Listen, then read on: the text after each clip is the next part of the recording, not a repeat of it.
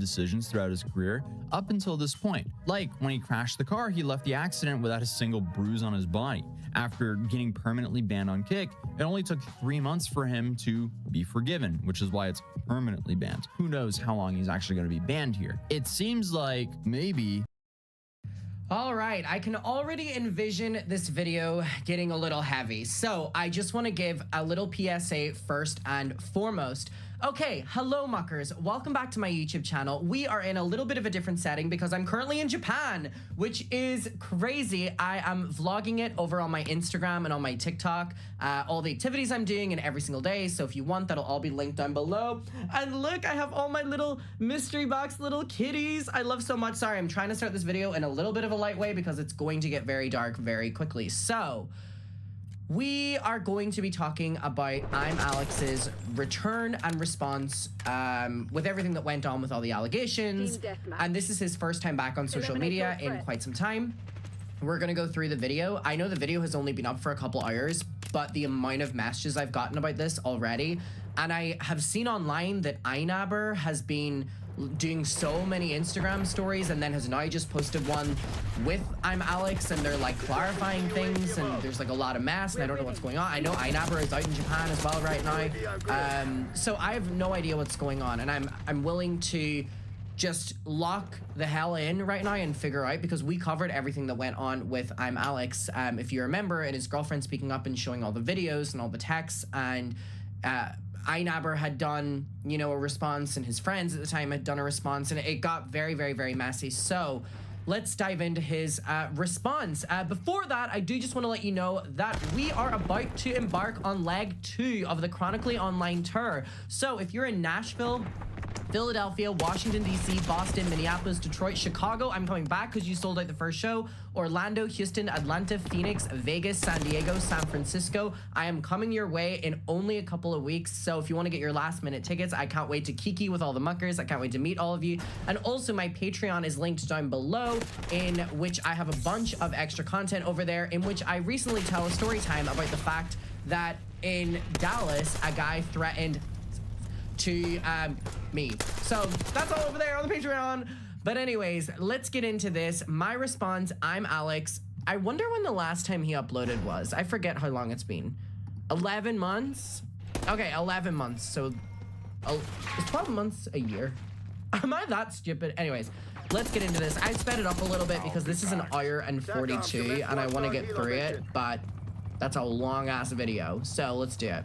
This video is my response to allegations made by my ex-girlfriend Alice Hez, who I was in a relationship with for the majority of 2023. Alice hit me, kicked me, emotionally, verbally, and physically abused me, as well as threatened me and blackmailed me constantly throughout our relationship. Alice has continued to harass me by posting false information about me, as well as fabricating stories about our relationship online to this day. All of this will be covered in detail in this video, and for full clarity, I will be reading from a document that I've written to make sure that this is treated with the seriousness that it deserves. Since our relationship ended, Alice has lied continuously for the last 12 months that I was under a police investigation through friends, ex-girlfriends, and YouTube commentary channels. Alice has continued to make false allegations about me to this day, and said that she had pressed charges against me in a comment on TikTok. This is a lie, as at no point have I been interviewed, arrested, or charged with a crime, but Alice continues to slander me publicly with these lies. Alice said that future partners can check Claire's law, and later claimed she got me put down in the system so that any future partners who know how Claire's law works can use this information to stay safe from me. The information that is accessible through Claire's law will be a criminal record, also known as a criminal history. All of this information is available on the Claire's law website, which I will link in the description. Alice has said that Claire's law can be used and that I am in the system, alleging that I am a convicted criminal or that I have a criminal record. Alice also says in the same messages that the police didn't do anything at all. These statements completely contradict each other, as it would not be possible for the police to have done nothing, and for the police to have put me on the system as a convicted criminal or as someone with a criminal record. Alice's story continues to make no sense, as Alice later said that I was charged by police, but this would not be possible if the police never did anything at all. Alice claims she had achieved her goal of getting me put on a list accessible via Claire's law, and that she had saved people because of this. None of the statements made about the police investigation make any sense, as Alice claimed. Alright, okay, so clearly this is not how I expected this video to, well, is it? Kinda. Well, yeah, it is exactly how I expected this video to go. Okay, so this video is going to very clearly be like a 150, is that the right term? On the girlfriend, the ex-girlfriend, and he is now claiming that she was the one doing to him what she accused he was doing to her. And okay, this is gonna be a video. I'm intrigued by the response to this. So we have more dislikes than likes. What are the comments like on this? This took so long, I completely forgot bro existed. The whiplash I got from seeing this, well, at least he didn't use the ukulele. Just, that damn ukulele has to come up every goddamn time. It's a good day to be unemployed. For anyone who doesn't watch the whole thing, they're just as bad as each other. They had a severely toxic and volatile relationship. It doesn't matter if the relationship was mutually abusive. You didn't just lose your audience because of it. You lost them because of the enormous hypocrisy. You made millions off of moral grandstanding and white knighting, policing other YouTubers who did bad things or even just cringeworthy things and pretending to have some sort of high ground. Pretending to be an ally to regular people and to victims, and that regardless of your faults, you would never stoop to that level. Meanwhile, you were threatening to hit your girlfriend with a brick and bragging insufferably about your own fame and why that should entitle you to behave badly in your relationship. All right. From Repzion, all I'm gonna say is you're in no position to cry about the internet not giving you a chance to respond fast enough when you threw your friend Slazo under the bus the moment you had the chance with false claims. All I see from this entire video and watching it is that you guys are both in the wrong and that you were both part of a severely toxic relationship. Both people can be abusive towards each other when they're a part of a toxic behavior. My opinion is that no one asked, that they are both mentally ill, that normalized toxic and abusive behavior, but due to their attachment styles, they kept clashing. I reckon they both just need a lot of therapy. I think the biggest takeaway, this will be the last one. My biggest takeaway from this nearly 2-hour video is that Alex and Alice communicate like adolescent cave people. Jesus.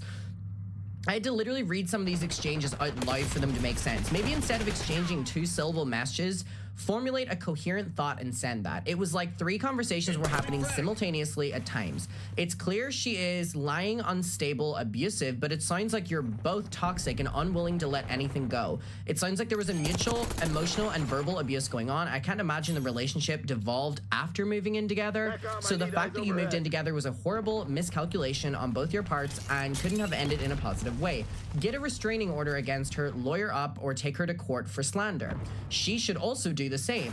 Neither of you should be engaging in this bullshit, especially not publicly. Make a simple post saying the whole situation is being dealt with privately for those interested to respect your privacy and move on, and for fuck's sake, learn to text. Oh my goodness, okay. That's an interesting comment. Them being like, Alex, you should sue her, but she should also sue you. She put me on a list that would require me having a criminal record and a caution from the police, but also says the police didn't do anything at all. This is because Alice is and always was lying. I would like to make it incredibly clear.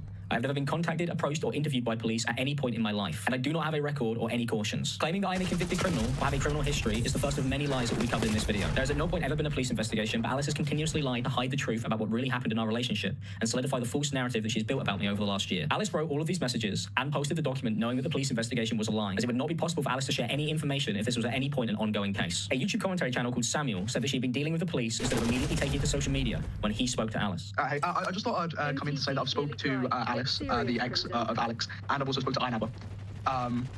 Now, Alice is dealing with this with the police as well. Got the police involved. So instead of just immediately taking it to social media and speaking about it, has also got the police involved beforehand.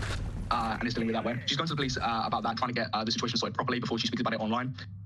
Which is definitely a change. Usually people just immediately come online to speak about stuff and air it all out before going to the police. This is a lie, as Alice had already posted months before she had released the document that I was on Claire's Law in a comment on TikTok in April 2024. This would mean the police investigation had already finished and that I would have a criminal record 3 months after we had broken up, which would be impossible. Alice had also posted a video in April saying that she wanted to save the next girl that I would date. When it's so bad, you don't get jealous of the next girl, you just want to save her.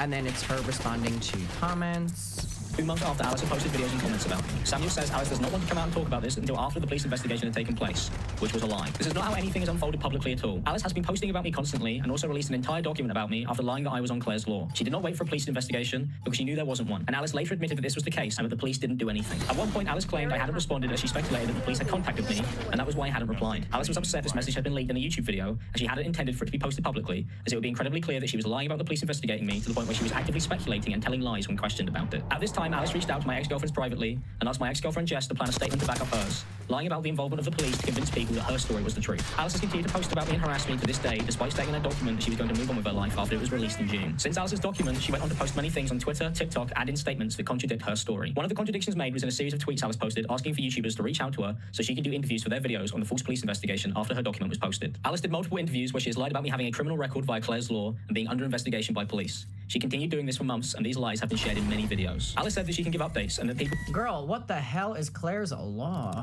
What is Claire's law? Claire's law, often known as domestic violence disclosure scheme, designates several ways for police officers to disclose a person's history of abusive behavior. It is intended to reduce violence. Goodness. People should message her directly, even though in these messages, Alice said that she hadn't received any updates or heard anything from police at all. She told YouTubers she couldn't share information until everything with the false police investigation had finished. And Alice as well, speaking to her, she does want to like come out and speak about this.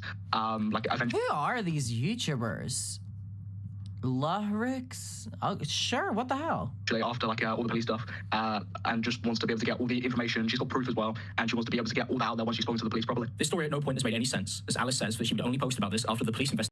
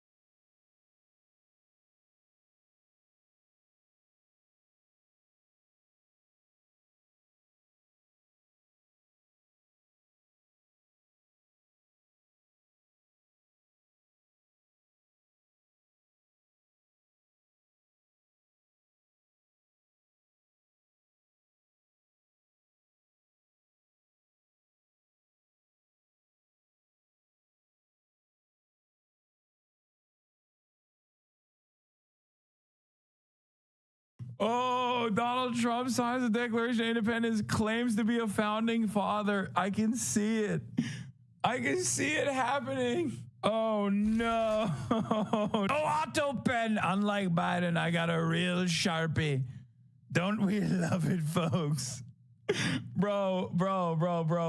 It's happening for sure. All right, let's watch this. Declaration of Independence of the Oval Office, never been up before.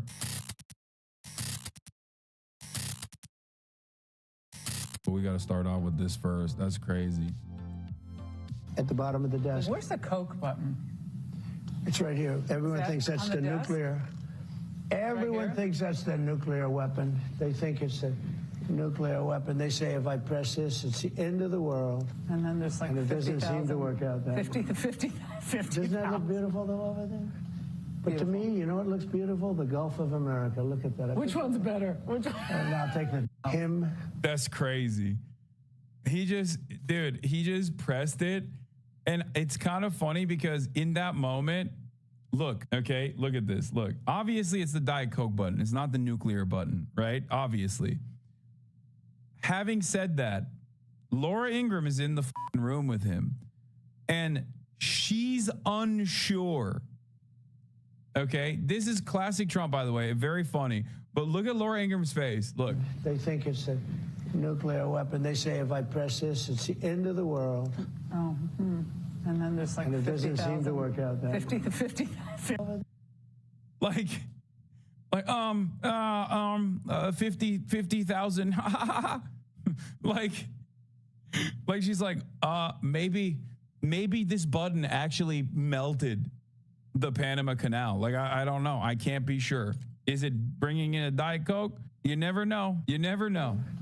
But to me, you know what looks beautiful? The Gulf of America. Look at that. Which one's better? Which one? Glazed. Yeah, God, they're so lame. They're so lame. They're so lame. This is the if you stop clapping, Stalin will execute you meme, but real? Yeah. All right, we're going to talk about the JFK assassination files that are being released. A question I have on my mind is if they're releasing the JFK assassination files, why have they not released the Epstein files? More than 60 years after the assassination of President John F. Kennedy, the Trump administration released 80,000 pages of records to the public Tuesday night relating to his murder. Culling through the files is a tedious task. The scanned documents, many handwritten and going back over 60 years, can be at times difficult to read and decipher. Lee Harvey Oswald, the man who shot Kennedy in November of 1963, is mentioned 55 times in the documents, including in this 79-page summary of CIA surveillance operations that monitored Oswald's movements in Mexico City, where he visited the Russian and Cuban embassies ahead of the assassination. And oh, the JFK files revealed once again the government position that it was actually Cuba. Hey guys, Lee Harvey Oswald, not a Navy officer, Navy intelligence officer. Definitely not like actively engaging in disruptive as a member of intelligence. Certainly not engaging in following the CIA handbook field manual of like disrupting any sort of revolutionary action from taking place. It's actually real. He didn't visit those embassies as a Fed. He visited them as a sympathizer. Definitely a Cuban asset, not an American one. In this letter, written in 1978, from a man to the British ambassador in Washington. In it, he says he told... I'm so glad that they revealed this, something that they've, said over and over again. Immigration officials in London that in July of 1963, just 4 months before the assassination, of a plan by Oswald to kill Kennedy. But so far, the trove of mostly unredacted files show there is nothing that changes he was the sole assassin. The documents, they don't show conspiracy. David Barrett, a professor of political science at Villanova University who studies the Kennedy presidency, says that while these files are not a smoking gun, they provide government transparency.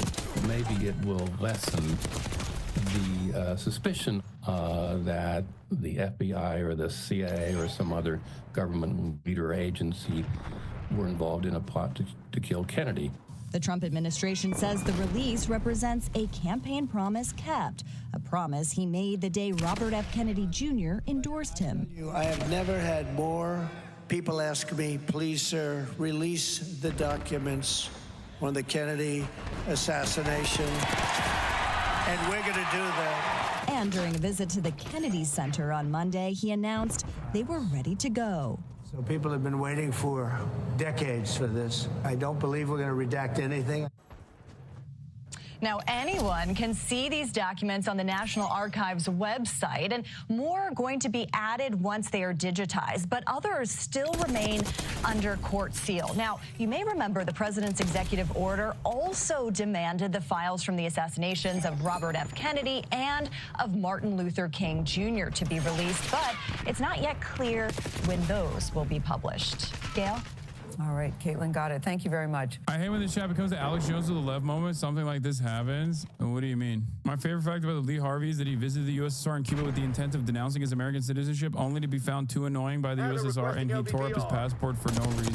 Yeah, and then with very little scrutiny from the American government, was allowed to fucking return and operate freely inside of U.S. boundaries. I find that very interesting, personally. I guess it's one of those. It is one of those conspiracies that I'm like not firmly on the government side on. Like, I think that the established narrative is not the correct one. I don't think it is. The original anti-imperialists who were smeared as so-called tankies were correct. The commander of the U.S.-backed insurgents in the violent 1956 counter-revolution attempt in socialist Hungary, General Bela Karali, was a CIA asset. This has been confirmed by the JFK records. So my attitude on this is the same attitude that I have with discontent in general in under Soviet rule.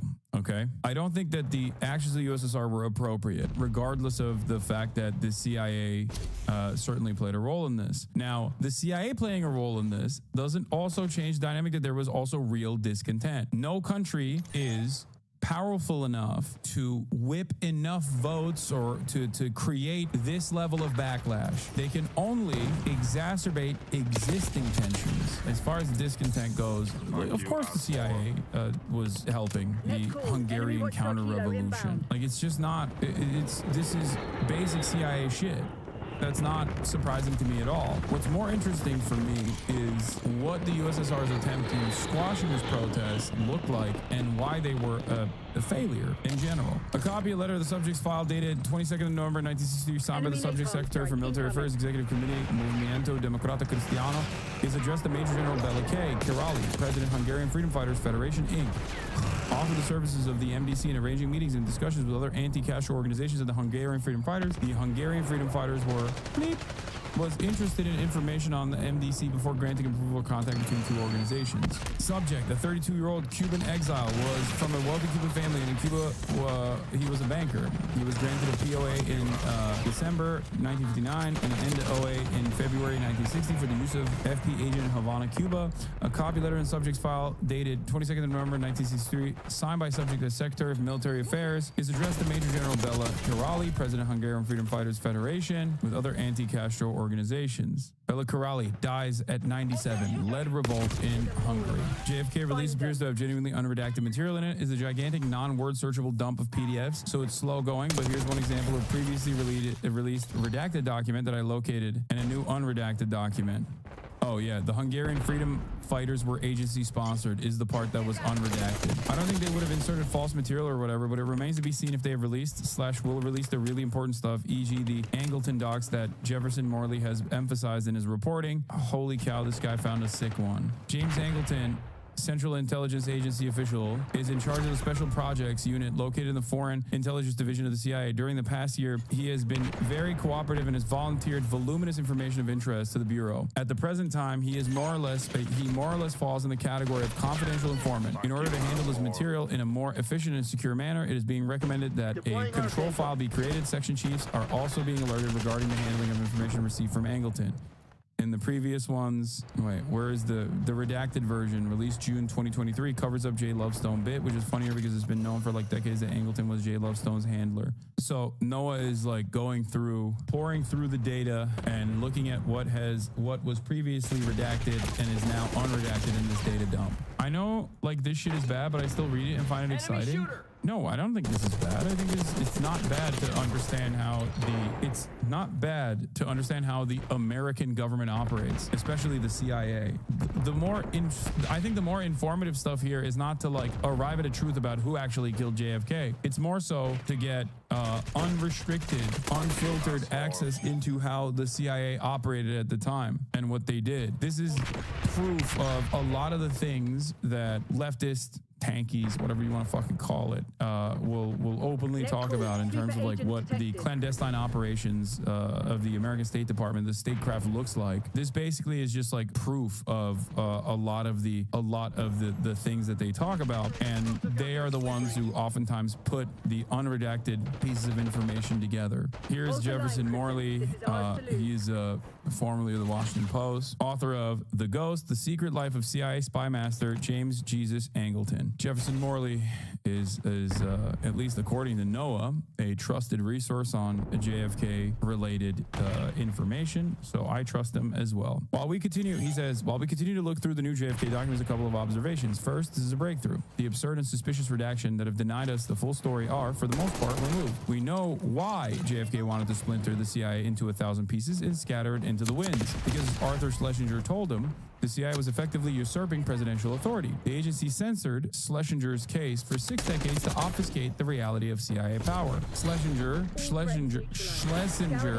warned JFK that CIA encroachment on the traditional functions of the state undermined his ability to conduct his own foreign policy independent of CIA. No, this isn't a smoking gun, but that doesn't mean it's historically irrelevant. Far from it. Schlesinger's memo lays bare the origins of JFK's mistrust of the CIA, which continued for the rest of his presidency.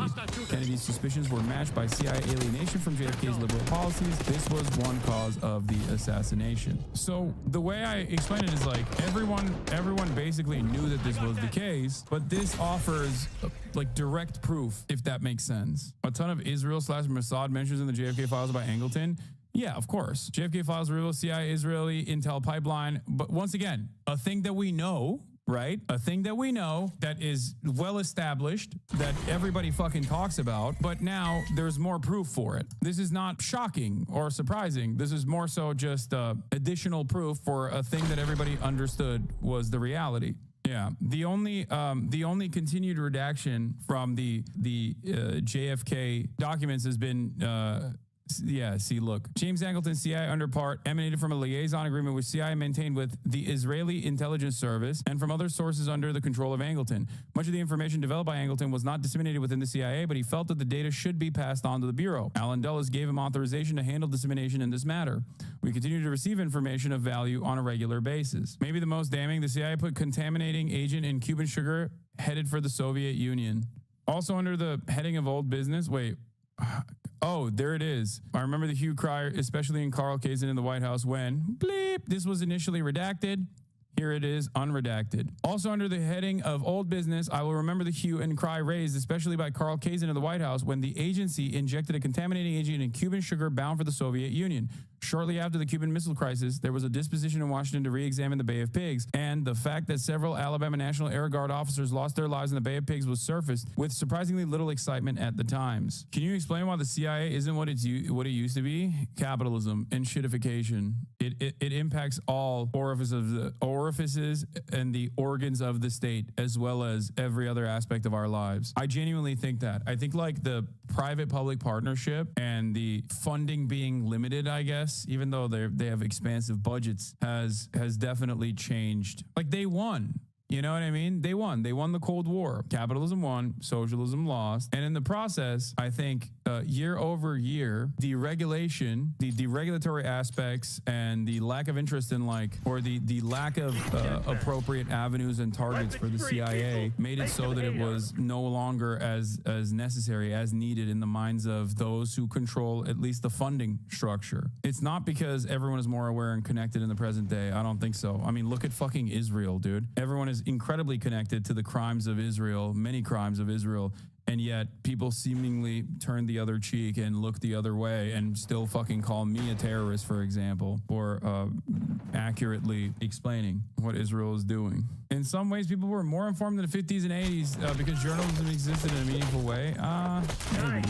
Unsurprisingly, this entire page was previously redacted. Turns out the FBI and CIA jointly bugged a fucking ambassador's office, and CIA panicked and shut it down when Hoover planned to tell the Senate that it was a CIA operation before asking to start it up again later. More CIA domestic contact service activity. 1800 is quite a lot of businesses participating in the commercial cover program to backstop aliases from U.S. military and intelligence personnel. The U.S. didn't want to admit that it collected against friendly foreign countries and also concealed the existence of a program describing technical penetration of foreign diplomatic establishments, all the modern versions of which I'm assuming were blown by Snowden anyways. Intelligence coverage of friendly foreign countries, developing positive intelligence information regarding personnel. Anagram, penetration of foreign diplomatic establishments in the United States for procurement of cryptographic materials. So yeah, this is literally Edward Snowden shit. Remember when Edward Snowden blew the whistle on how much espionage the American intelligence agencies were engaging in for against our foreign allies? This is they've been doing this, and we now know about it, not because of the revelations in the document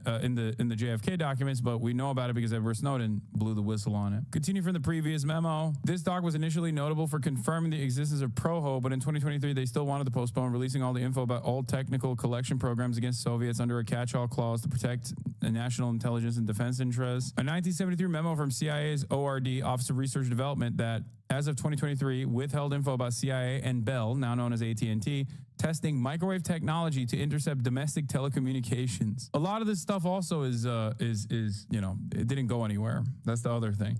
When you look at the conspiracy theories for too long, sometimes you end up falsely assuming that like MK Ultra was a massive success or whatever. You know what I mean? That like CIA's implementation of like hypnosis, for example, was successful. Like a lot of that stuff was not successful. Domestic tests for agency research and development efforts continued. This describes the CIA admitting to being able to basically covertly tap into most any U.S. telephone networks, landlines then, and also developing sensors and tech like FLIR, far-looking infrared, in the early 70s. This, I think, is part of the reason. I mean, from what I understand, the American infrastructure is still very fucking bad. Like telecommunications infrastructure is still very bad, that China was able to penetrate it with ease. There was a New York Times article on this a while back, like a couple months ago, where it turns out that the Chinese government and its espionage agencies had deeply penetrated American telecommunications and were directly looking at everything that people were saying. And the only reason why they were utilizing it was to figure out if their deep cover agents were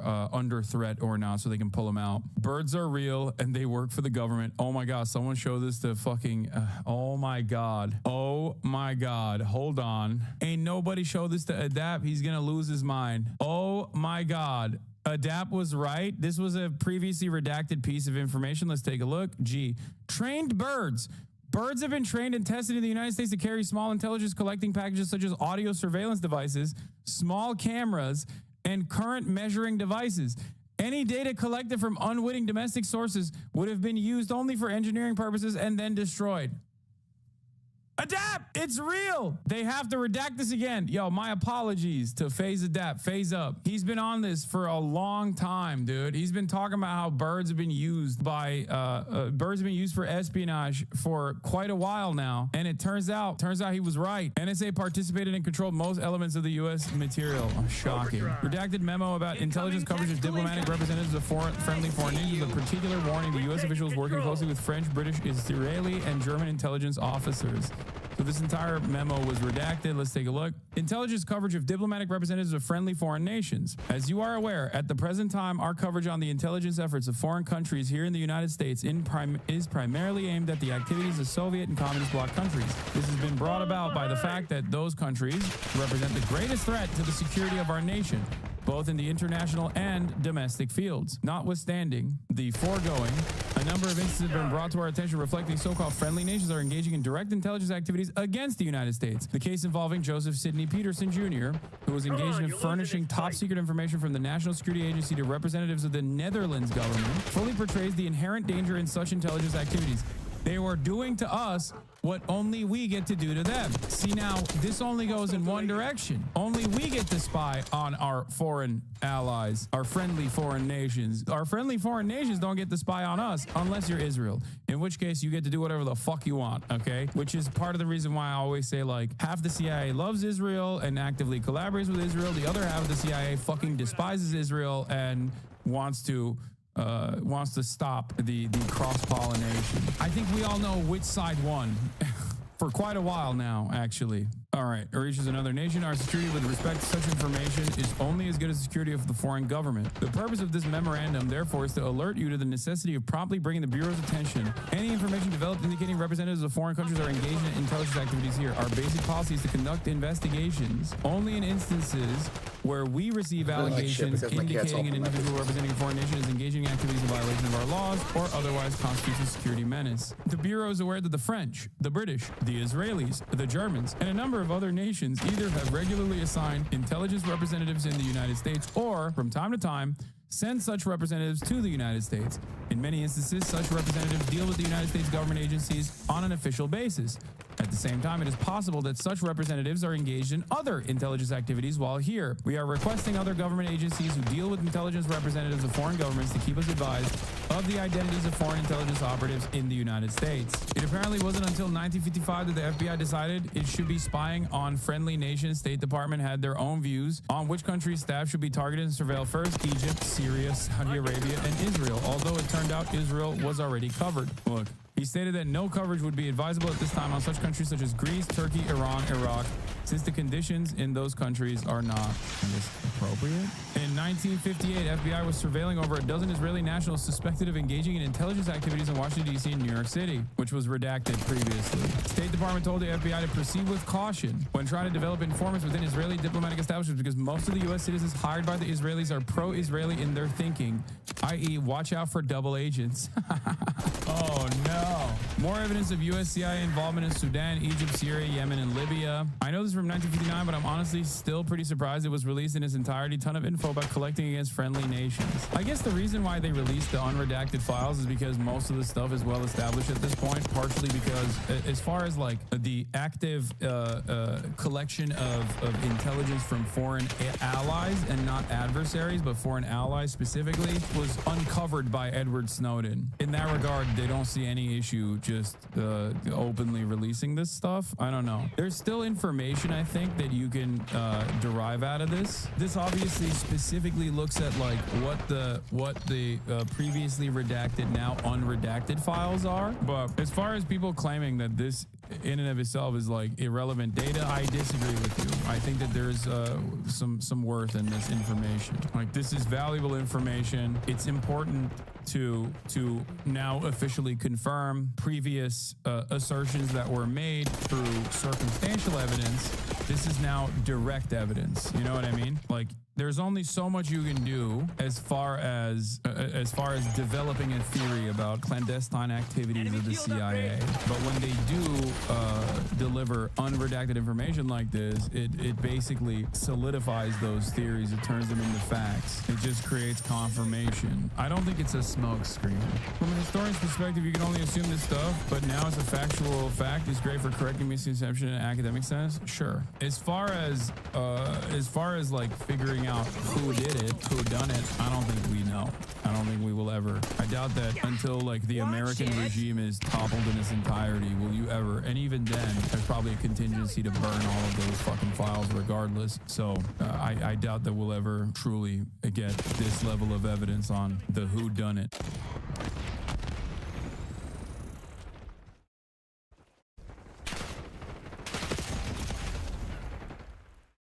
So we were talking before about the Tesla showroom vandalism, allegedly, and all sorts of these Tesla protests. And apparently the right is going to now, well, they have been, but it seems like they're really starting to circle around and protect poor little weak vulnerable Elon Musk, world's richest man, who apparently doesn't have any way to protect himself other than the podcast comedians coming to his rescue. So here's Andrew Schultz on Theo Von's podcast defending Elon Musk and the protests against Tesla. And I want to bring this up because I'm seeing this line that Schultz brings up more and more about how, listen, whatever you think about Elon, how can you harm an American company like Tesla? You want to see Americans lose their jobs over this because of you disagree with Tesla? You talking about jobs getting lost? Play Schultz here. So, for real. So this is like a kind of shitty situation where, like, yes, I understand that he's antagonizing people. He's like rubbing people the wrong way. You don't like the guy. You don't like the beliefs. You don't like what he's doing. And there are things to criticize. I'm not saying there aren't things to criticize. Like, nobody's above criticism. But to punish. Can I just say name one? Go ahead, do it. What would you emphasize, Schultz? There's all these stuff to criticize. It's very easy to say. Put one on the line. Above criticism. But to punish that car company that is 100% made in America, made by people living in America, Americans rely on those jobs. Like, maybe we criticize another thing. Right. Like, what is your goal? That we shut down those factories and those Americans lose those jobs? That makes you feel better about your gripe with Elon? That's the thing. Some people, they just want to win an argument, it feels like, you know. There's people that rely on those fucking jobs. Oh, I mean, these fucking idiots, it's like, so Elon starts hiring a bunch of federal workers. People are like, well, fuck you and fuck Tesla. And you're like, well, what about their workers?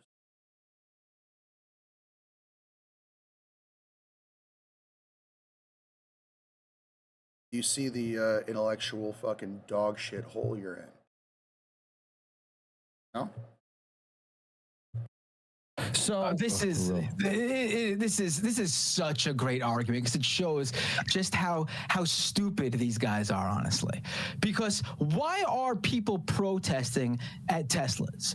Because they want to show their disapproval of its CEO Musk. And what is Musk doing that is so bad? Well, one of those things is he's openly advocating for fascism and right-wing governments all over the world. That's one reason, but a bigger reason, probably the main reason people are protesting against Tesla because of Musk is because Musk, through his government project with Doge, is firing the slews of federal workers, American citizens. American citizens are losing their job because of Elon Musk. This is amazing that they're so worried about Tesla and the Tesla employees losing their job that they don't even care about the fact that Elon Musk right now is firing people. American citizens are losing their job right now because of Elon Musk. The irony is we feel the way he feels about Tesla, but we feel it about the United States government, which I would argue is a better thing to feel it about. I know. Like, and on top of that, though, there's the added thing, though, that these are guys who I am sure, I can guarantee you can probably find in 2 seconds a Schultz clip of him knocking or criticizing or any of these guys really doing it, cheering the decline of some company they disagree with. They did it for Bud Light. They do it all the time for, like, Disney. All these companies that hire American workers and provide good American jobs. If they don't agree with them, though, with their right-wing opinions, you better believe these are the first guys out there cheering on any small repercussion that these companies feel for end up feeling for not agreeing with them. It is absurd. These guys are rife with hypocrisy. Yeah, no, I'll try to avoid making any, casting any aspersions at the online comedians. People get so mad when you make fun of, their favorite, intellectually subnormal comedian. They'll you slap one of their parents online. But what I will say is that, 2 points, right? The valuation of Tesla is inextricably entangled with Elon Musk's public perception. When people thought that he was like Tony Stark, when he was doing cool flamethrower gags, Tesla's stock prices was booming because people were able to believe that he was going to this new era technologist who's going to usher in a wave of future technology that we haven't we're all just waiting for. We're all waiting for hover cars. We're all waiting for self-driving cars. We're all waiting for space exploration. And it was very easy to believe that when he was only in the news sometimes. Now that people are aware of the kind of person that he is, much harder to believe that, much harder to ignore his problematic politics. The second part of this is that, I think it's revealing for, and I don't know much about these two, excuse me, but the resistance to people, expressing their dissatisfaction with Tesla through boycotts, with protesting, I think it's still revealing about, what the free speech advocates online actually always wanted. And I've said it before and I'll say it again, and that's that, they don't want people to have the freedom of dissociating with them if they don't like what they're doing.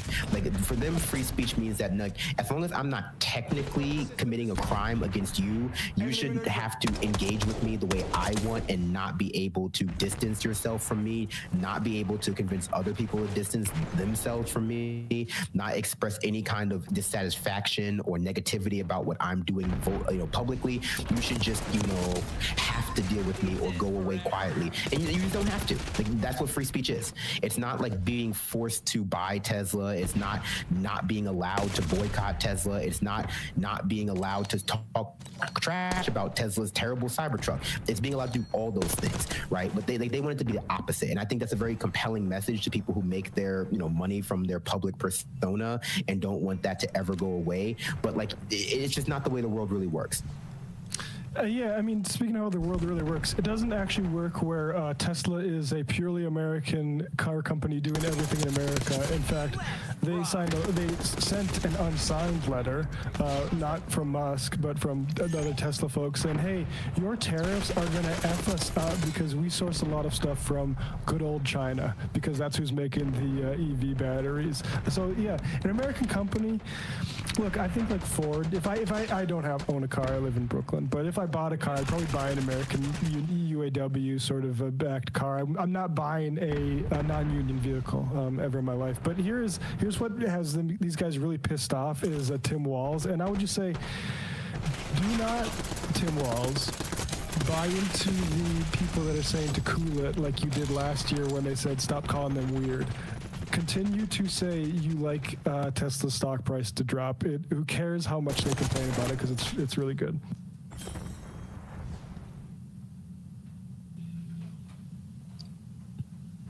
Saying on my phone, I don't know, some of you know this on the iPhone, they've got that little stock app. I added Tesla to it to give me a little boost during the day.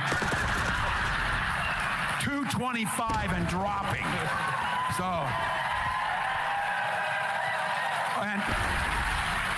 and if you own one, we're not blaming you. You can take dental floss and pull the Tesla thing off, you know, and take out, just telling you.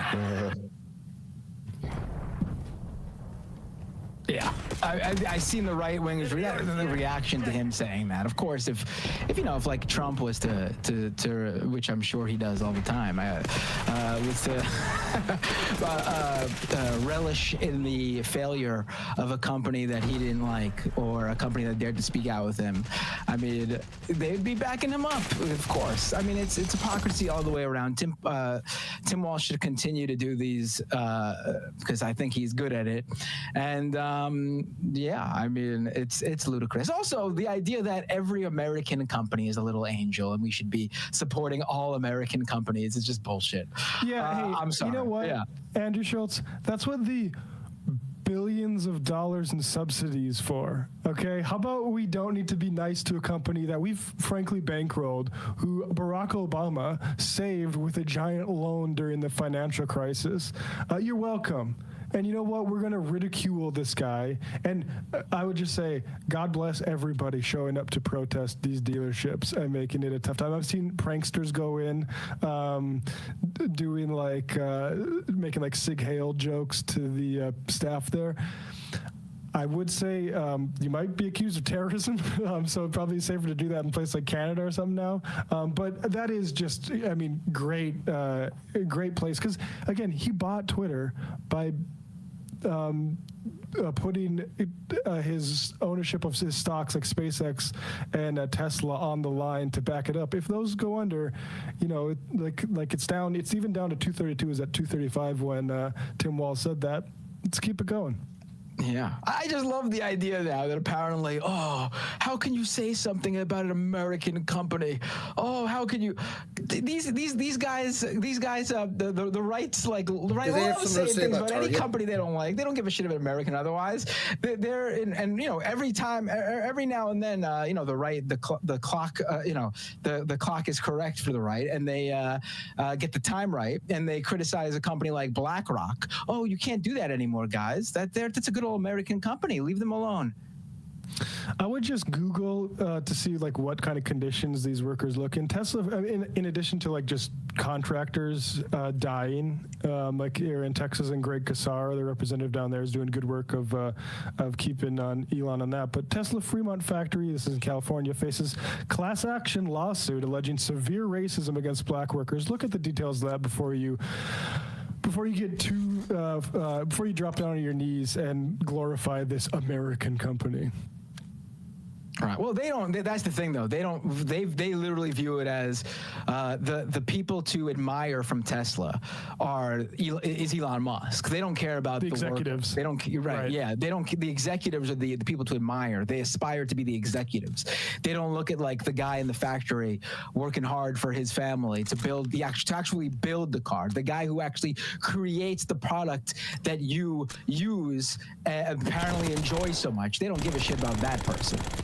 Hey, folks, don't forget to hit the subscribe button and check out our daily show. We do it every day at 12 p.m. Eastern for about 2.5 hours. We even take phone calls. You should check that out.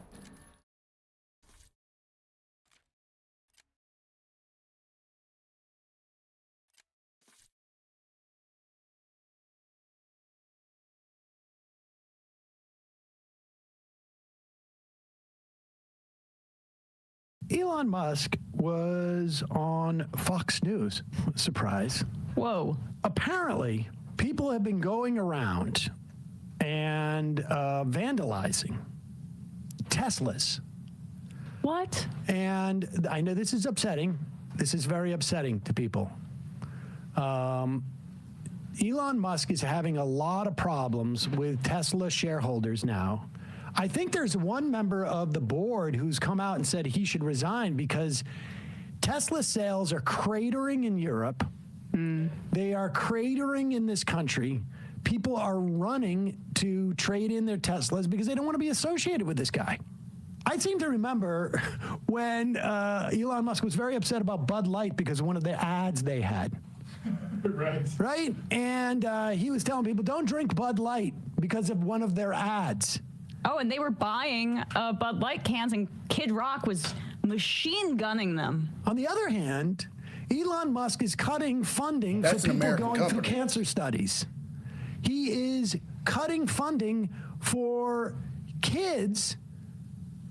And granted, some of these are not American children who are starving, cutting funding for them to get essentially ground peanut protein so they don't starve to death. And then, of course, now he's also cutting means to get Social Security. He is cutting flu preparedness. He is stealing all our data. But he doesn't like the fact that people are responding, against his product. And people are really showing a lot of meanness. I watch all of this, and I have to ask, why? Why do I see people like I woke up this morning and saw that Teslas were put ablaze in one of your dealerships in Vegas? I've seen this happen all over the country. Bullets are being fired. Charging stations are put ablaze. Teslas are being put ablaze. You have experienced assassination, threats of assassination for you and your family. What have you done that warrants this? Pause it for a second. I see nothing that you have done to help our... Pause it. Did he mean to say that Musk's family has received assassination threats, or that Musk's family has threatened to assassinate him? Unclear, but maybe then he should, if he's really concerned about his safety, it might be a good idea to stop bringing out his young child everywhere he goes when he might be facing some criticism. Oh, you're saying he's using it as a human shield? That's weird. I did see that. What was that? The movie? It was like based on I think a Stephen King about or maybe it wasn't Stephen King. I can't remember. There was a candidate who used a child to shield himself at the end of I can't stand the movie. Go ahead. Yeah, I mean, it's really come as quite a shock to me that there's this level of really hatred and violence from the left. I was thought the left, or the Democrats, were supposed to be the party of empathy, the party of caring, and yet they're burning down cars, they're firebombing dealerships, they're firing bullets into dealerships, they're just, smashing up Teslas. Is anyone convinced by this argument? I've never done anything awful. I've only done productive things. Like, so you can't fight for anything because you're the nice guys. Hold. Oh shit. I certainly hope that people are not firing into Tesla dealerships when there are people there. Can you have empathy for a car? I'm just curious. Well, like technically speaking, I know I'm being a little bit of a, what is it, a pederast? No. No, I mean, a pedant. The Transformers, they're a little bit anthropomorphized, or the Cars Pixar film. But doesn't empathy require to understand others' feelings? And cars don't have feelings. My cars have feelings. They've never done anything wrong. I know I'm being a little bit, because I'm just saying. So just a question, are these things wrong? Cutting off HIV medication so tens of thousands of kids in Africa get HIV for no reason, allegedly segregating your Tesla dealership by race in California. which is that part of why he moved to Texas? Well, there's another quote on empathy from Elon Musk that I would just like to enter into the record. This is something he said on Joe Rogan's podcast. I believe in empathy. I think you should care about other people. But you need to have empathy for civilization as a whole and not commit to a civilizational suicide. Interesting. Perhaps, do you think that's the empathy that these heroes, I mean, horrible people that are doing this to the Teslas, do you think that's what they're deploying here? I listen, I have no idea, and I am just it is really, this lack of empathy for vehicles is horrific. Yeah, watch Cars. Yeah, exactly. Go back just a little bit and let's yeah. Uh-oh. Here we go.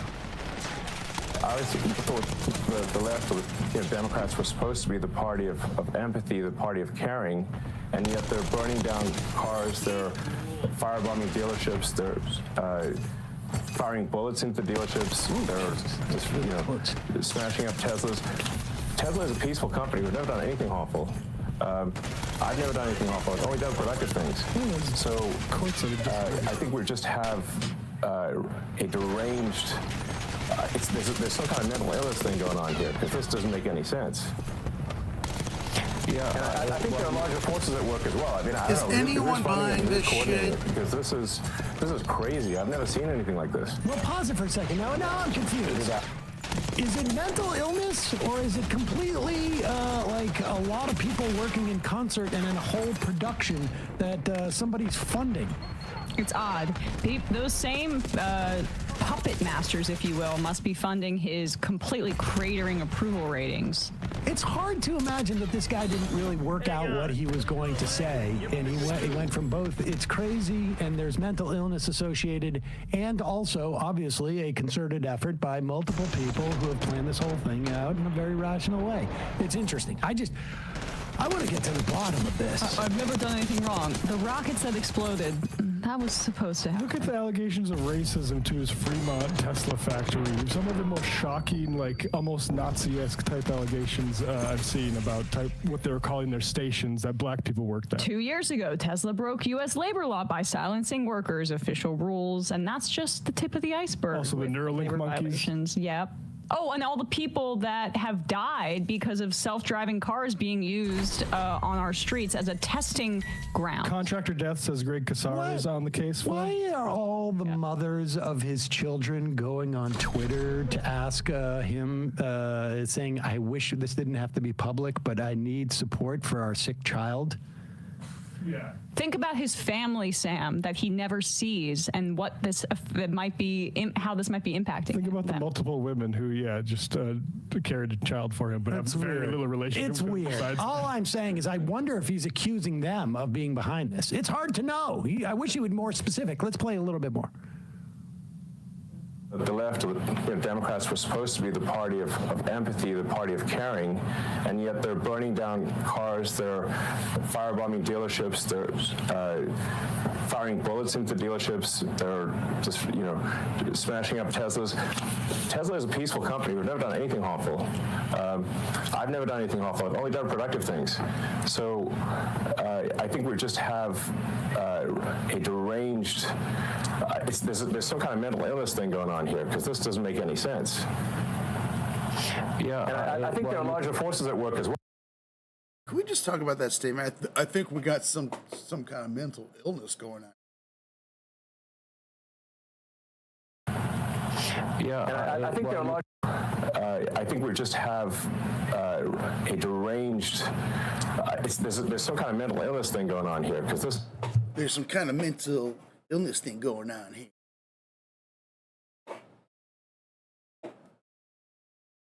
Someone said that to me on the train, I'd be like, please get away from me. This doesn't make any sense. Yeah, and I think there are larger forces at work as well. I mean, I don't know who's funding it and who's coordinating it, because this is crazy. I've never seen anything like this. You actually tweeted out, and I'll put it on the screen, the level of violence is insane. It is deeply wrong. Tesla just makes electric cars and has done nothing to deserve these evil attacks. You just rescued 2 astronauts that have been in space for 286 days. They were only supposed to be there 8. You help the people in North Carolina, Tennessee, California. You have, I think... Here's the thing, I'm confused. I'm confused. Because on one hand, Tesla's done nothing. It has nothing to do with Elon Musk. On the other hand, Elon Musk's company does something, and he gets all the credit from Sean. I don't know what to think. It feels like a crazy, concerted effort to do these things. I actually saw somebody had put like flyers on Tesla cars, you know, saying all sorts of nasty things about Teslas and the guy who produces them. And I wonder if that influences whether Tesla owners want to get rid of their car. Yeah, I mean... Also, BYD... Dead zone. Thank you, social conservative liberal. BYD, the company, Chinese company, has just announced that they have a new car that charges in like 5 minutes. So, but we can't buy that because we need to make sure we buy Elon Musk's cars. I wonder if the tariffs on China have anything to do with that. Can you imagine saying... Sounds like a concerted effort. Sounds like it. In real life, I have never done anything wrong. Never? I mean... But poor companies. The billionaire is the victim. The richest man on earth is the victim. But also, God, like, I hope... I mean, the level of emotional stuntedness is astounding. Just can't believe it. He's a man in his 50s, but it's like he's 10. One of the first guys who was a YouTuber for Elon Musk's cars, named Joshua Brown, died because of the self-driving technology rollout that doesn't actually use LiDAR, but just uses a visual algorithm to, which means it could be as recently proven on YouTube, fooled by a Wile E. Coyote-style billboard. Why are you pointing that out? That's user error. I thought you were a part of the party of caring. That's not very empathetic to me. I'm sort of becoming Gorka now. But that's what happened to that first guy is a semi-truck with a reflective surface was cutting in front of him as he was going down the road, and he didn't see it at all, and Tesla didn't see it because it reflected onto the Tesla itself, or the road. I see. And so it thought there was just open road instead of a semi-truck, and the guy got decapitated. Oh, jeez. Looking into it. Hey folks, don't forget to hit the subscribe button and check out our daily show. We do it every day at 12 p.m. Eastern for about 2.5 hours. We even take phone calls. You should check that out.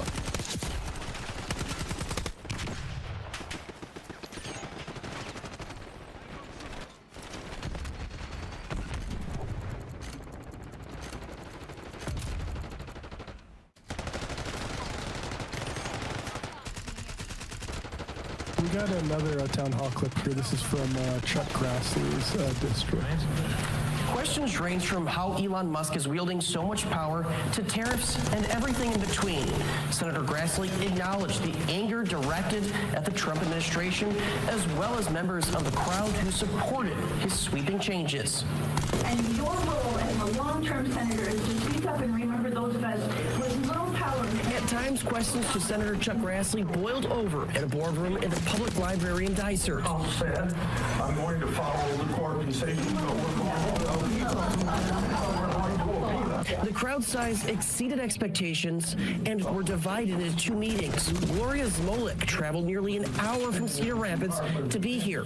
She's also part of a group called Indivisible, an organization opposed to Trump's agenda. I'm very frustrated with the decisions that are being made in Washington by the Trump administration. Many of the questions focused on the work of the new Department of Government Efficiency and Elon Musk's impact on shrinking the size of the government. I want to make it very clear that Musk has no power.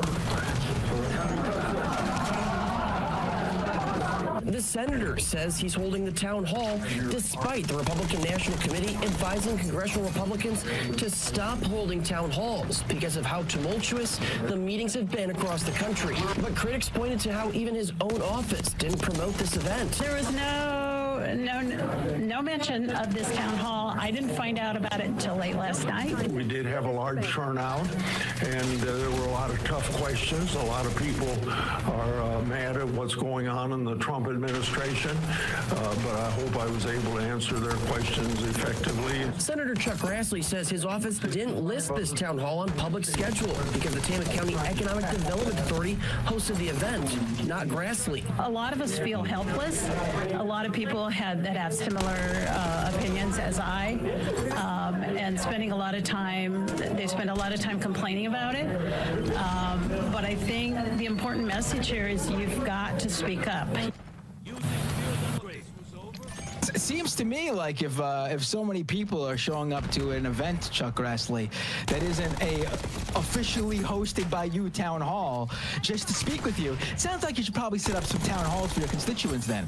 I mean, the fact that they're going to this unofficial event to talk with you seems like you should be setting up some events for them. Also, I think you should be posting your schedule online regardless of whether you set it up or not. Give me a break.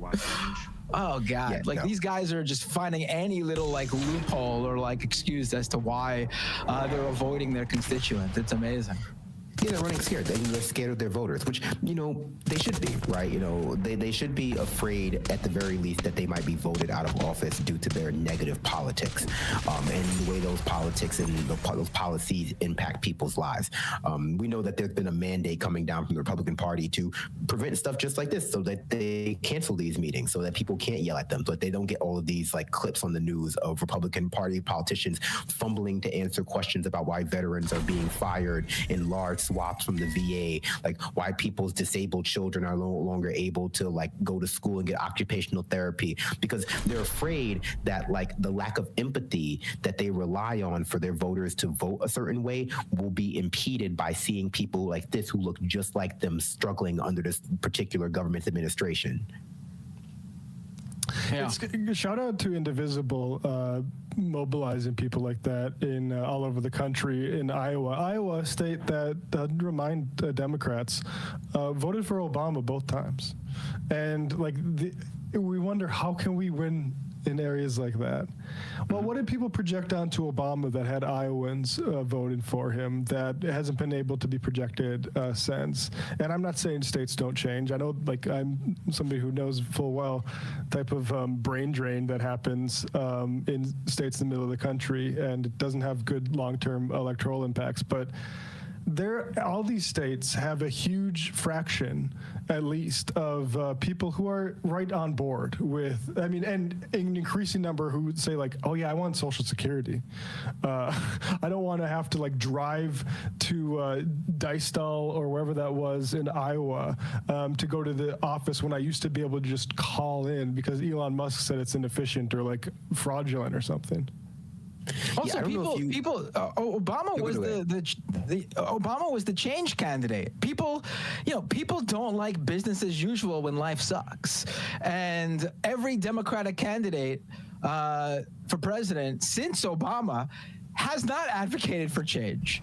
They've advocated for a return to normalcy. Even Biden, after 4 years of Trump, instead of being a change candidate from the previous administration, it was let's return to normal, not something new that will help us. Let's return to life before, which is not going to happen. People looked at Obama as a way to the future, and that's why they went with Obama. Even the 8 years, even 2 terms, because that's what he presented to them. And the Democrats, for some reason, saw a guy win 2 terms and said, let's not follow that strategy. It's bizarre. Well, I think they learned the wrong lesson from Obama, because the right lesson to learn from Obama is, ironically, the same lesson you learned from Trump, which is that party politics, as usual, are very unpopular. People do not like the Democrats. People do not like the Republicans. There was just that CNN poll that came out that showed the Democratic Party that record low favorability. They're at 29%, but that exact same poll showed the Republicans are at 36%. The reason Obama was so successful and the reason why Trump was so successful successful within the Republican Party is because both were seen as outsiders who were going to shake things up and change politics as usual. That they recognized that both parties were incredibly flawed and that career politicians were like robbing people blind. And that messaging was enough to win people over towards like voting for them. The Democratic Party has not become more popular since then. The Republican Party has not really become more popular as a result of Donald Trump. They've become less popular, even as Donald Trump's popularity, is still higher than theirs. I think it's like in the high 40%. But what the Democratic Party is relying on, or like what the lesson they learned from Barack Obama, was that George W. Bush made the Republican Party so unpopular that they would never win presidency again. And when that failed to be the case in 2016, they were like, okay, but surely this time Trump made the Republican Party so unpopular that they would never win again. And that's what they're banking on for a third time, that there is a Republican Party presidency, an administration that it will be so unpopular that the Democratic Party never has to do anything coherent again other than gesture to the right and go like, look at these jokers, you wouldn't vote for that. But that's not how it works in this country. Most people are not that like in tune with politics to the point where they're looking at things past like this very immediate moment, how they're able to survive under it, materially, and what the person and what party is currently in charge. So I think going forward, unless the parties do something different, we're just going to see a lot more turnover. A lot less like 8-year presidencies and a lot more like 4 years. 4 years. Okay, now every midterm, who's in charge of Congress and the Senate changes as well, unless there's been extreme gerrymandering going on, because neither party is dedicated to uplifting a large swath of the population out of poverty. And it's only going to take, for the Trump administration, it only took a few months for people to realize that they were just being scammed by populist rhetoric. And so we're just entering in a very negative place in our society where people are, being widespread subject to like austerity politics in a way that like they haven't been before, and that's coloring their ability to think past the immediate moment when it comes to voting or politics at all. Right. No, I think you're absolutely right. Also, though, I think those polls will always have Democrats at a disadvantage because the fact of the matter is that Republicans give the majority of the base what they want. So the people who vote Republican are usually happy with their party. Whereas Democrats, they give a large portion of their base the opposite of what they want. And even though those people might go out and vote Democrats to stop the Republicans, they still voice their disapproval of the Democrats in those polls. So Democrats will always be at a disadvantage in those polls, if you ask me. But that should be a message to them that, that can't keep going on, because eventually those people will become disengaged and just decide that it's not even worth it to do what they've been doing, and that is to just try to stop the Republicans. Yeah, if Republicans keep winning, if Republicans just keep winning regardless of all the, going out to vote against Republicans that you want, then they're going to start to think, this isn't even working. I'm not voting for the Democrats. Me voting against Republicans isn't even doing the job. What's the point of any of this? And that's what they do not want. Exactly. People are going to tune out. I think that you're right, that the Republican Party does a lot of a better job of mediating people's waning material conditions through like the culture war. Like by telling them that how your roads are all screwed up and you're post-industrial Midwestern town.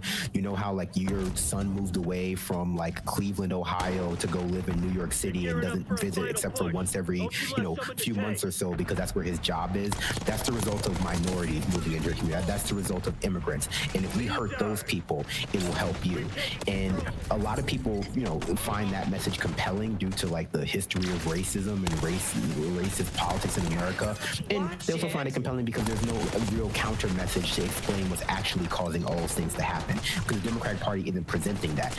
The Democratic Party isn't feeding their base anything that they can latch onto to develop the same kind of attachment to them that the Republican Party is. But now those people are seeing, because they're being hurt directly, not just not seeing other people be hurt, but they're being hurt directly by Republican Party politics. And so I think a lot of people are not going to necessarily turn towards the Democrats. They're just going to check out. They're just going to check out of the political system, because the Democratic Party isn't offering anything other than not being Republicans for those people.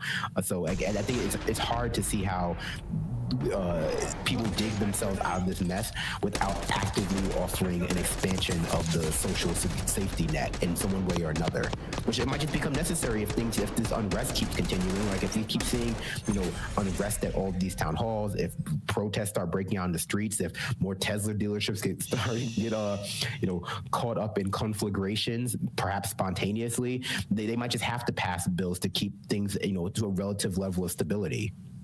Right. I would just say, do we have any more? Oh, go ahead. I was going to say, do we have any more of those town hall videos? Yeah. We'll move on from town halls to look at the most important building in the universe, the White House, in a second. But I would just say, and I have no information on this. I've never met a Tesla dealer owner. But it doesn't take a lot of imagination to see a giant parking lot full of vehicles that aren't selling well, and an opportunity to light some of them on fire and blame the left to do it and collect insurance money. Like, I would just take an extra close look at at what the owners of those, what contacts they've made in the days preceding the blazes, instead of the far left doing it. You're right. Yeah. It has a lot of Black's Rules energy, and also you hate to say it, but sometimes Tesla just do that. They just do that sometimes. Not even when they're distressed, they just do that. So I can't say it's a feature. It's a feature, not a bug.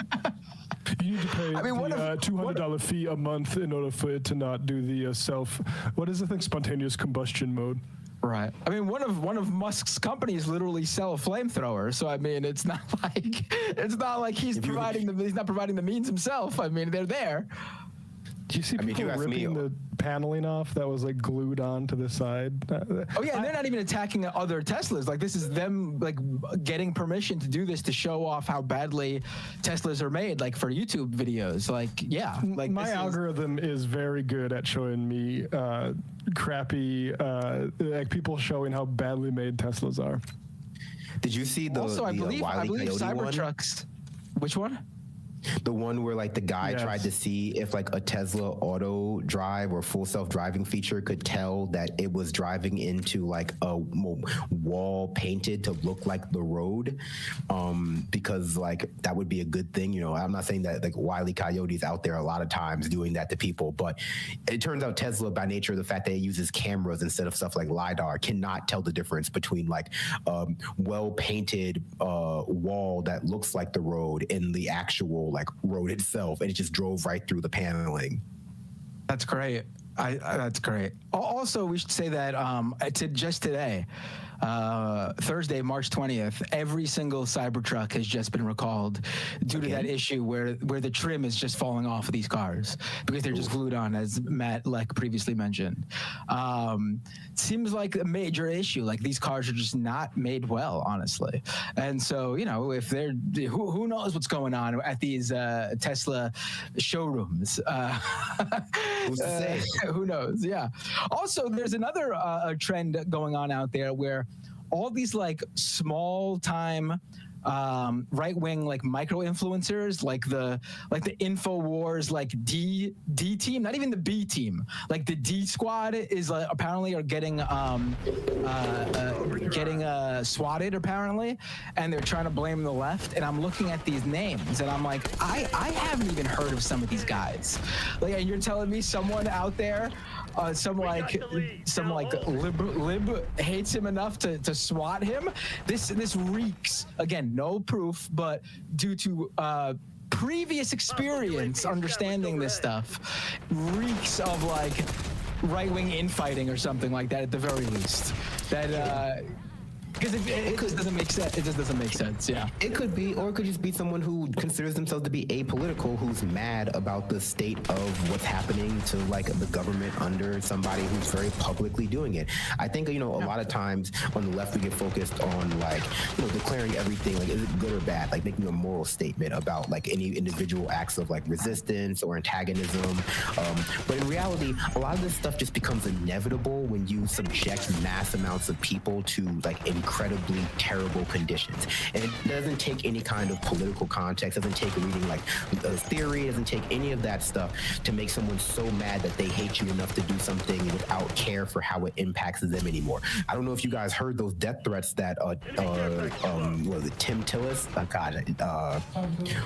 Tom Tillis was getting out of North Carolina, I think he's from.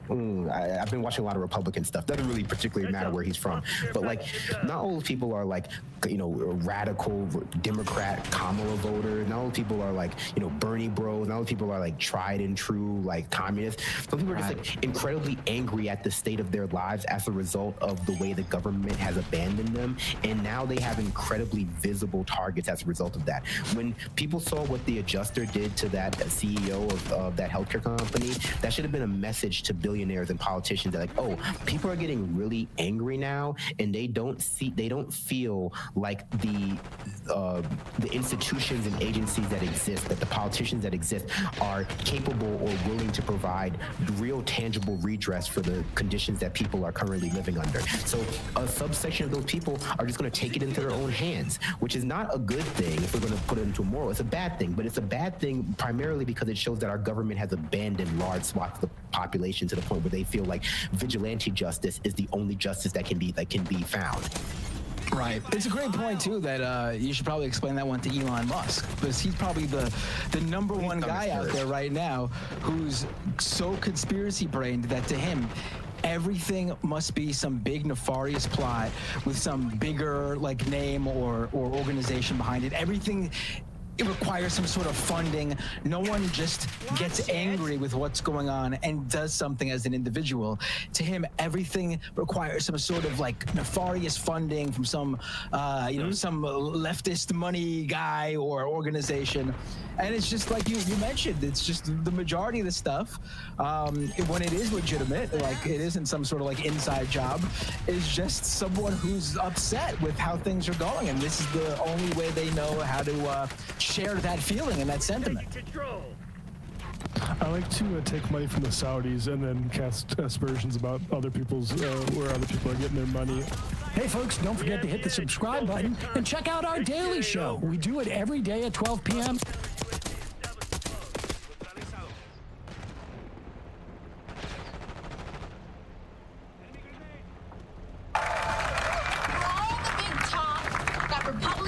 The Trump administration like to flap about working people.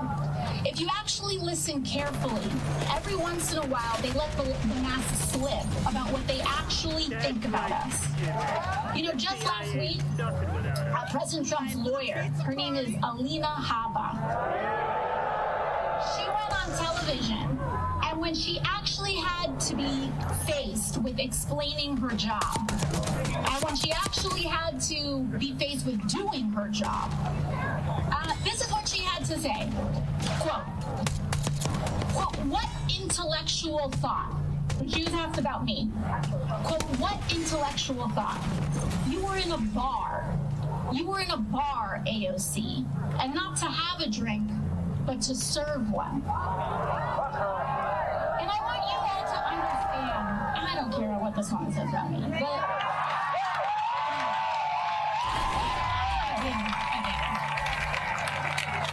I want you to understand that she isn't just talking about me here. She's talking about you. She's talking about all of us. Because the entire job of the president's lawyer is to speak for him. Trump hired her to speak for him. So imagine what it means for our country that the president's own lawyer cannot even conceive of a working class person being intelligent simply because of the job that they have. This woman could not even recognize the American dream if it was fed to her on a silver spoon. But understand that this kind of disdain for working people by the most powerful people in this country doesn't just come from not being raised right. It's a shorthand for Elon Musk and Donald Trump's entire political agenda and a certain ugly kind of politics, lying to and screwing over working people so that they can steal from our health care and Social Security and veterans care to pay for tax cuts for the wealthiest and bailouts for their crypto billionaire friends. For this corruption. That's AOC, who's joining Bernie Sanders on his nationwide Stop Oligarchy tour. And she very rightly points out the utter contempt that the Trump administration... Shut up, BT. AOC. Protect her at all costs.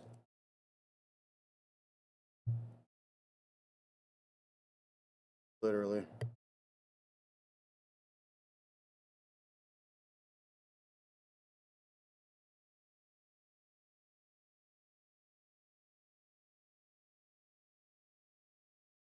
I don't want to see a single Farquad comment on this video, or I'm gonna lose it.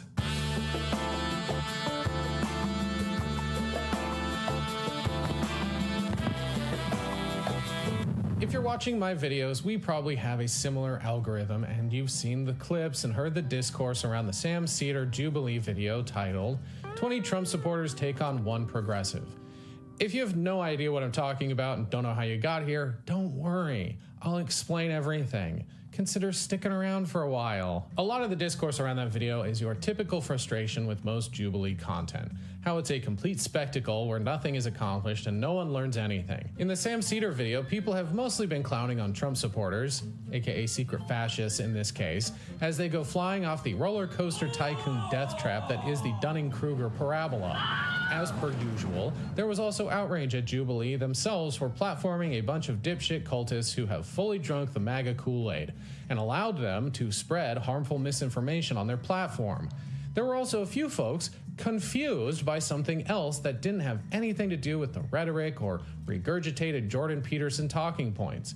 Didn't have anything to do with their ideology or worldview. It was something that might actually be more nefarious than outright Sieg Heiling or calling immigrants rapists because of how surreptitious and deceptive it is.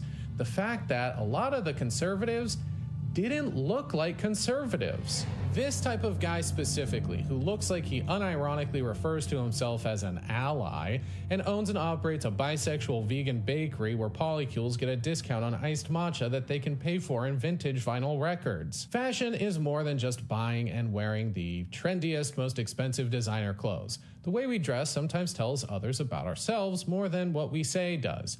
And you can infer a lot of things about a person based on their style and fashion sense. Is it always accurate? No, absolutely not. But one of fashion's main functions is to signal to others that you may have aligning interests and even political views. Take this guy, for example. The fleece vest, the laminated name tag, the ill-fitting bootcut jeans that match his wife's probably lead you to believe he works in tech, which might lead you to assume other things about him. Probably not a fan of the gym, socially awkward, wants to save the world through technological advancements of his startup, might even be a World of Warcraft incel of some kind. Anything is possible. Now take a look at this guy. The skin-tight Dan Flash shirt wrapped around his bulging pecs, the awful white pants and matching belt, even the way he accessorizes his new wife's laminated face tell you a completely different story. This guy's definitely a meathead who could be mistaken as the founder of the XFL or Tap Out, not a multi-billion-dollar tech company that is actually destroying the planet and not saving it like the other guy dreamt of doing. He may have changed the way he looks, but you can't cure social awkwardness by buying designer clothes, unfortunately. Certain aesthetics, including clothing and hair and makeup, are more than just trends. There's historical and cultural context that we all understand to a degree, whether consciously or unconsciously. And everyone appropriates fashion all the time. It's how you get new trends and subcultures. A lot of the time, it's done out of respect or as a way to reclaim a narrative or to make a subversive commentary on class division. Conservatives and even further right groups are no different, co-opting certain aesthetics and fashion styles for different means with different intent. For example, what do you assume about these guys? You might be concerned that they're racist Nazi punks since one of them looks like a skinhead, and they're both wearing military-style jackets covered in band patches and pins with the big romper-stomper boots. But you'd be wrong. They're what's known as sharps, skinheads against racial prejudice. If you look close enough, they're both wearing Sharps t-shirts, and one has a gay pride patch and the other has a patch that says, "Boots and braces don't make a racist," a reference to the style of boots and suspenders that are synonymous with Nazi skinhead punks. In this context, the broader aesthetics might confuse the average person who's unfamiliar with punk or skinhead culture, but for those in the know, this is a massive difference that signals two wildly opposing ideologies despite sharing a few stylistic elements. Just like how this guy from the Jubilee video is not the same as this guy, even though they have the same general aesthetics. And for anyone who is unfamiliar, that second guy is Alex Peter, aka Lol Overruled on TikTok, a pretty outspoken leftist and public defender in the state of New York.